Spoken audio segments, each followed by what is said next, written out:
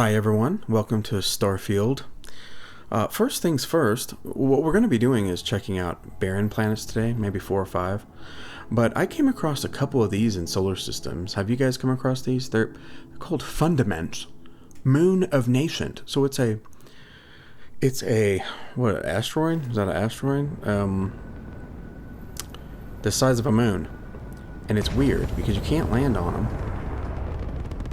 And so, but you can, you can manually fly to it if you want to, but it was kind of far away, so I didn't do it. But it is huge, and it's the size of a small moon, but it is an asteroid. A fundament. Maybe it's meant to be fun. I'm not funny. Fundament. I'm just not funny. Well, anyway, it's really cool. Just wanted to show you guys that. Let's take a look at. Can we tell the size? I think we're too far away to kind of gauge the actual size. Does it tell you size, like diameter of worlds and stuff in this? I'm not sure. You can't really tell. This thing is like, I don't know, 2,000 miles away. But still, really cool. So what we're gonna do today, guys, is we're gonna kind of bounce around to maybe 4 or 5 barren planets or moons, both, whatever, and take a look at the diversity, and just kind of discuss it, because I saw a lot of people kind of mentioning that they thought barren worlds were boring. Well, I mean, okay, you ever gone for a walk in the desert, walked in the mountains, visited the Grand Canyon? It's not boring. Now you might say, well, Grand Canyon is more interesting to look at. Well, that's the thing. These barren planets have secrets. And you just got to go out there and find them. Almost everyone that I've ever visited had sort of natural wonders to discover. And but in addition to that, I'm noticing a great deal of variety in the, everything from the terrain to the rocks to and of course then you have different atmospheres. If they have atmospheres, a lot of them do not, which is pretty cool, because you see how the atmosphere creates, of course, a haze. Not always, but sometimes this haze. Well, when you get on these barren worlds without atmospheres, it's so crisp. It's like, it's just so clean and interesting to look at. So, something I wanted to mention, I landed on the most barren of barren moons. There was literally nothing there, and it was a relatively small moon, and it said no life, but guess what? They're schmeeky, because there is life. There can be life on barren planets and moons that when you scan it, it says no life. Now, when I say there is life, I found grubs. I was on this hill, and I heard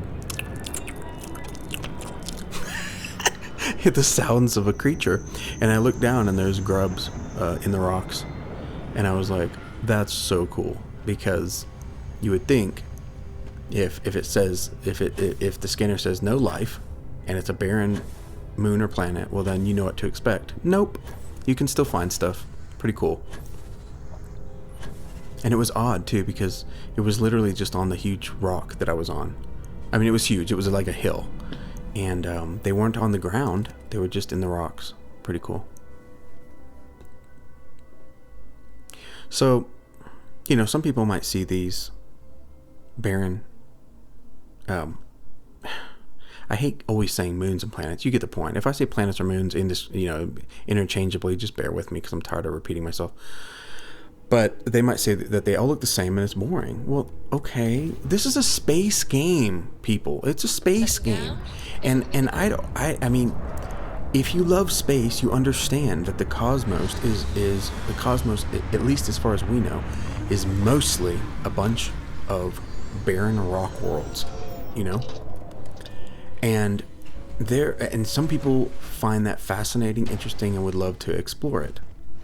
There are, by the way, we're tidal locked here. If you notice, there's a gas giant, and we are tidal locked to this gas giant, which is pretty cool. See the sky moving, but the distant world is not. It's because we're tidal locked and because there's actual orbital mechanics in this game, which is so cool. Day-night cycles, dynamic weather.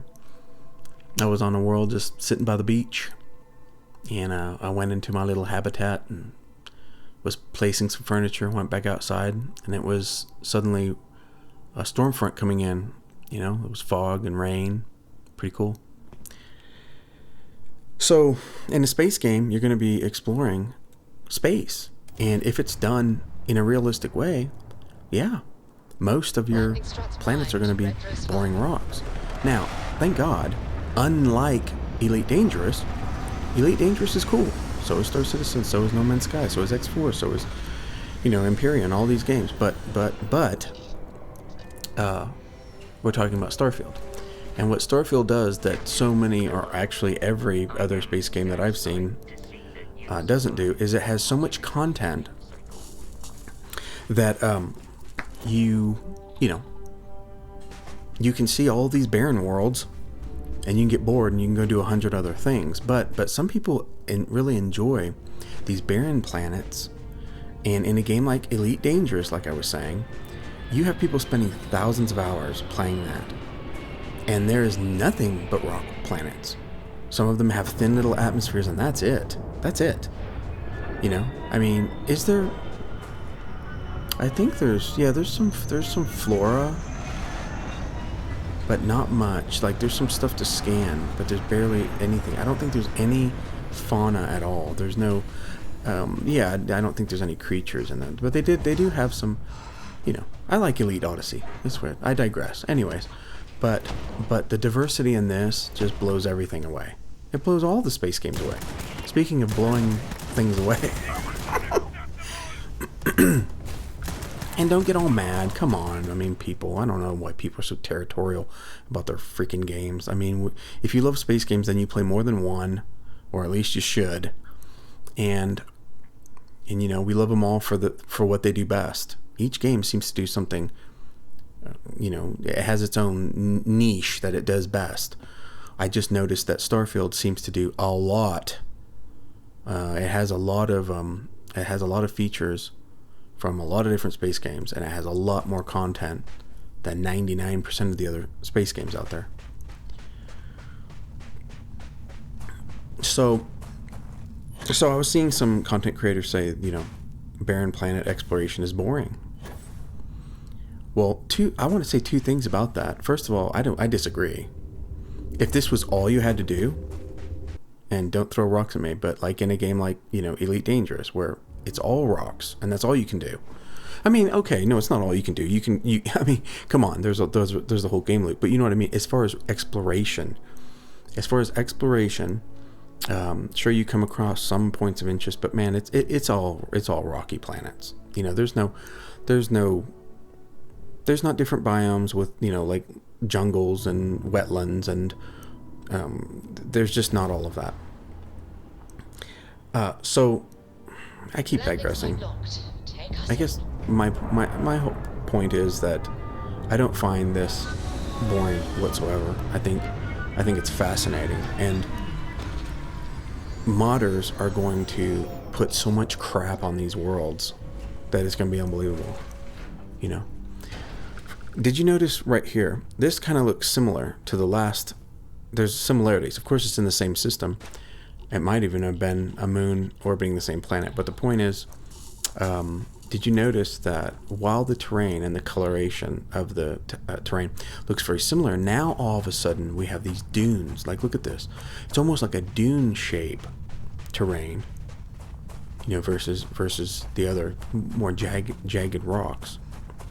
And it just looks so interesting, And then when you see stuff like this, unlike other games, and I'm not picking on Elite Dangerous, I love all these games. Look at my channel. I cover all these games, Star Citizen, No Man's Sky, X4.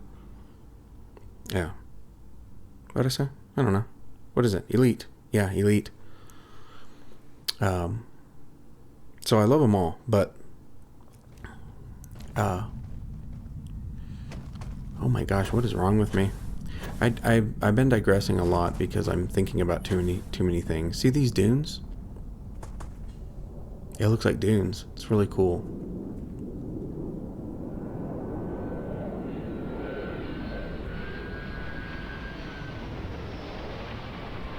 And I think their choice for what they call NASA punk, I hate that. I hate that term, but I think it's kind of spot on. I mean, the way, because we don't have super futuristic, weird alien stuff where the sound of a spaceship is like, wom, wom, wom, wom, wom, wom. You don't have that. You have the blaring of thrusters and the screeching of this metal hull coming down, and it just has so much like gravity and weight to the sounds. The soundscapes in general, the sound effects and the music in Starfield are truly amazing. It's really, really well done. I was here, guys, and I was admiring the planet. What is this? I guess we're a moon, and we're looking at the planet, and then there's another moon above. And where is it? Somewhere in here. Oh yeah, and then I panned the camera down, and I saw something in this trench, and I was like, "What that?" And it turns out it is a wrecked spacecraft. So totally barren moon. Blah blah, according to some people, and yet interesting terrain, interesting horizon. Skyline with these, silhouetted worlds. Moons, planets, whatever. We got some other spacecraft landing and doing surveys or what have you. I mean, it's very interesting to me. And like I say, what makes Starfield different than a lot of other space games is if you get bored as an explorer exploring this type of stuff,